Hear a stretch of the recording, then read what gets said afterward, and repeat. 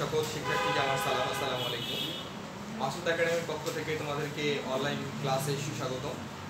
আমাদের এই ক্লাসগুলো একটা শীট আকারে করা আছে, সেটা তোমাদেরকে কোচিংয়ের অফিস থেকে সংগ্রহ করতে হবে। যখন তোমরা শীটগুলো পড়বা তখন অবশ্যই এই ক্লাসটা দেখবা, তাহলে তোমাদের জন্য খুবই সুবিধা হবে। আচ্ছা, আজকের তৃতীয় শ্রেণীর বাংলাদেশ ও বিশ্ব পরিচয় বিষয়ের সপ্তম অধ্যায় নিয়ে আলোচনা করা হবে বার্ষিকের সিলেবাস অনুযায়ী। তো দেখো, সপ্তম অধ্যায়ের আজকের যে শিরোনামটা, সপ্তম অধ্যায়ের যে বিষয়টা আছে সেটা হলো যে পরিবেশ দূষণ ও সংরক্ষণ। আচ্ছা, পরিবেশ দূষণ ও সংরক্ষণ, এখানে কয়েকটি কথা আছে যে পরিবেশ দূষণ প্রতিরোধ সংরক্ষণ। তাহলে পরিবেশ দূষণ প্রতিরোধ ও সংরক্ষণ, চারটা কথা দেওয়া আছে। তাহলে প্রথমটা হলো পরিবেশ। আগে জানতে হবে পরিবেশ কাকে বলে। আমরা প্রথম অধ্যায়ে পড়েছি যে আমাদের চারপাশে যা কিছু আছে তাই নিয়েই হলো আমাদের পরিবেশ। আচ্ছা, এরপর দূষণ কাকে বলে? দূষণটা হলো কি, যে কোনো জিনিসের একটা স্বাভাবিক অবস্থা থেকে যখন পরিবর্তন হয়ে অস্বাভাবিক হয়ে যায়, ব্যবহারের অনুপযোগী হয়ে যায়, তখন সেটা হলো দূষণ হয়ে যায়। আচ্ছা, সেটার নামে হলো দূষণ। এরপর হলো প্রতিরোধ। প্রতিরোধ অর্থাৎ ঘটনা ঘটার আগে যে ব্যবস্থাগুলো নেওয়া হয় সেটার নামই হলো প্রতিরোধ। ঠিক আছে, তাহলে আরেকবার বলতেছি, ঘটনা ঘটার আগে যে ব্যবস্থাগুলো নেওয়া হয় সেটার নামই হলো প্রতিরোধ। আচ্ছা দেখো, আমরা নিয়মিত গোসল করি, নিয়মিত চুল কাটাই, তারপর নিয়মিত নখ কাটি, ঠিক আছে, তো নিয়মিত জামা কাপড় পরিষ্কার করি। এগুলো করার কারণ হলো যে যেন আমি এই ময়লা কাপড় চোপড় পরিধান না করি, যেন আমি অসুস্থ না হই। তাহলে এই যে অসুস্থ না হওয়ার জন্য আমরা যে কাজগুলো করি সেটার নামই হলো প্রতিরোধ। আর একটা কথা আছে প্রতিকার, সেটা হলো যে প্রতিকার কাকে বলে? প্রতিকার। তাহলে এই প্রতিকার কথাটার অর্থ হলো যে যখন তোমার জ্বর হবে, জ্বর হওয়ার পরে যে ব্যবস্থাগুলো তুমি গ্রহণ করবা সেটার নামই হলো প্রতিকার।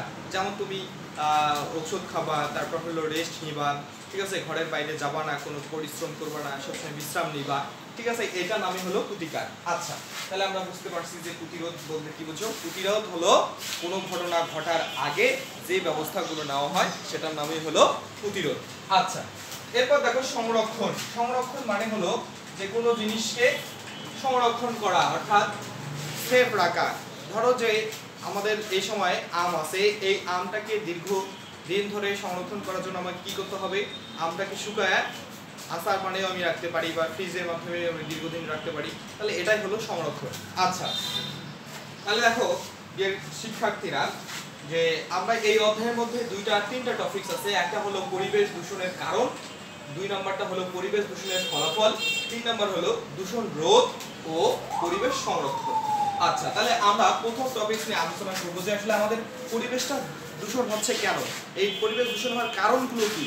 তোমরা এই বইয়ের মধ্যে দেখতে পাচ্ছ, দেখো এই বইটাতে তোমাদের পাঠ্য বই 38 পৃষ্ঠাতে দেওয়া আছে যে আমরা এই চিত্রটার মধ্যে কিছু ছবি দেখতে পাচ্ছি যে মানুষ কিভাবে পরিবেশ দূষণ করছে তার ছবির মাধ্যমে দেখানো হলো। তাহলে প্রথমটা হচ্ছে যে এখানে আমরা একটা কলকারখানার ধোঁয়া, তারপর যানবাহনের ধোঁয়া, এটা দেখতে পাচ্ছি, এটার কারণে কিন্তু পরিবেশ দূষিত হয়। আবার দেখো এখানে গাড়ির হর্ন বাজিয়ে, তারপর হলো মাইক বাজিয়েও কিন্তু পরিবেশ দূষণ করা হয়ে থাকে। আচ্ছা, এরপরে দেখো যেখানে সেখানে ময়লা আবর্জনা ফেলা, ঠিক আছে, যেখানে সেখানে যদি আমরা ময়লা আবর্জনা ফেলি তাহলে কি হবে? পরিবেশ দূষণ হবে। আবার দেখো এখানে দেওয়া আছে যে একজন লোক হাসু দিচ্ছে, অর্থাৎ থুতু ফেলতেছে, ঠিক আছে, তাহলে যেখানে সেখানে থুতু ফেলা, কফ ফেলা, এটাও কিন্তু পরিবেশ দূষণের একটা কারণ। আচ্ছা, এরপরে দেখো পরের চিত্রটার মধ্যে দেখো একজন ব্যক্তি কি করতেছে? ক্ষেত খামারে কীটনাশক ব্যবহার করতেছে, অর্থাৎ জমিতে অতিরিক্ত কীটনাশক ব্যবহারের ফলেও কিন্তু পরিবেশ দূষণ হয়ে থাকে। আচ্ছা, এরপরে দেখো পরে আরেকটা, এখানে আমরা দেখতে পাচ্ছি যে কলকারখানার বজ্র পতিত হচ্ছে নদীর পানিতে। তাহলে এই কলকারখানার বর্জ্য যখন পানিতে পড়ে তখন কিন্তু পানিটা দূষিত হয়ে যায়, তার না? আচ্ছা, তাহলে আমরা এই পরিবেশ দূষণের কারণগুলো দেখলাম। তাহলে শিক্ষার্থীরা দেখো যে এই চিত্রগুলোর মাধ্যমে আমরা কি বুঝতে পারতেছি? তো দেখো প্রত্যেকটা কাজ কিন্তু মানুষই করতেছে, মানুষই করতেছে। যেমন হলো কলকারখানার ধোঁয়া, এটা কিন্তু মানুষই, গাড়ির যানবাহন চালানো, এখানেও কিন্তু মানুষ দায়ী। আচ্ছা, এরপর দেখো মাইক বাজানো, হর্ন বাজানো, এগুলো তো কিন্তু মানুষ দায়ী। তারপর হলো যেখানে সেখানে ময়লা আবর্জনা ফেলা, এটাতেও কিন্তু মানুষ দায়ী। তারপর যেখানে সেখানে থুতু কফ ফেলা, এটাও কিন্তু মানুষ দায়ী, ঠিক ঠিক আছে। তারপর হলো জমিতে কীটনাশক দেওয়া, এটাও হলো মানুষ দায়ী। আচ্ছা, এরপর দেখো কলকারখানার বর্জ্য যখন হলো আমরা নদীতে পতিত করি, এটাও কিন্তু মানুষ দায়ী। তাহলে এই পরিবেশ দূষণের পিছনে মূলত মানুষই দায়ী, মানুষের ব্যবহৃত কর্মকাণ্ড জিনিসপত্রই হলো দায়ী। আচ্ছা, তাহলে এই পরিবেশ দূষণের কারণগুলো কি কি হতে পারে? একটা হলো বায়ু দূষণ হতে পারে, তারপর হলো মাটি দূষণ হতে পারে, বজ্র দূষণ হতে পারে, পানি দূষণ হতে পারে, শব্দ দূষণ হতে পারে, মানুষ সৃষ্ট দূষণ হতে পারে। তাহলে বায়ু দূষণটা কিভাবে হয়? তাহলে অতিরিক্ত কলকারখানা ধোঁয়ার কারণে কিন্তু বায়ু দূষণ হয়। কারণ এই বায়ুর সাথে বাতাসের সাথে কলকারখানার যে ধোঁয়াটা আছে, যানবাহনের যে ধোঁয়াটা আছে, এটা কিন্তু মিশে যায়। ঠিক আছে। আর এই বায়ুর যে উপাদানগুলো আছে, বায়ুতে কি কি উপাদান আছে বলো দেখি। আচ্ছা, বায়ুতে উপাদানগুলো হচ্ছে অক্সিজেন, তারপর হলো কার্বন ডাই অক্সাইড, নাইট্রোজেন আর জলীয় বাষ্প। মোটামুটি এই 4টা উপাদান আছে, এছাড়া আরও অনেক আছে, ধুলা বালি কণা। আচ্ছা, তাহলে এই যে বায়ুর সাথে বাতাসের সাথে যখন এই যানবাহনের কালো ধোঁয়া, কলকারখানার কালো ধোঁয়া যখন মিশ্রিত হয়ে যায়, তখন কিন্তু অক্সিজেনের পরিমাণটা বেড়ে যায়, অর্থাৎ অক্সিজেনের পরিমাণটা কিন্তু কমে যায় আর কার্বন ডাই অক্সাইডের পরিমাণটা বেড়ে যায়। ফলে কি হয়? পৃথিবীর তাপমাত্রা বৃদ্ধি পায়। আচ্ছা, এরপর দেখো মাটি দূষণ। তাহলে এই মাটি দূষণটা কিভাবে হচ্ছে? তাহলে মাটি দূষণটা যখন আমরা জমিতে ফসল আদিতে যখন আমরা কীটনাশক ব্যবহার করি, সার ব্যবহার করি, তখন কিন্তু মাটি দূষণ হয়ে যায়। আচ্ছা, এরপর দেখো বজ্র দূষণ। তাহলে কলকারখানার বজ্র যে পদার্থ, এই পদার্থগুলো যখন পানিতে মিশে যায়, বজ্র দূষণ হয়। এরপর হলো পানি দূষণ। পানি দূষণ মানুষ পানির মাধ্যমে পানিতে যত্রতত্র মল ত্যাগ করা, অর্থাৎ পায়খানা স্থাপন করা।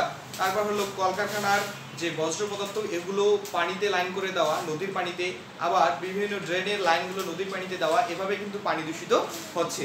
আচ্ছা, এরপর হলো শব্দ দূষণ। শব্দ দূষণ হওয়ার কারণটা কি? যে অতিরিক্ত মানে প্রয়োজন ছাড়াই কিন্তু আমাদের হর্ন বাজায়, ঠিক আছে।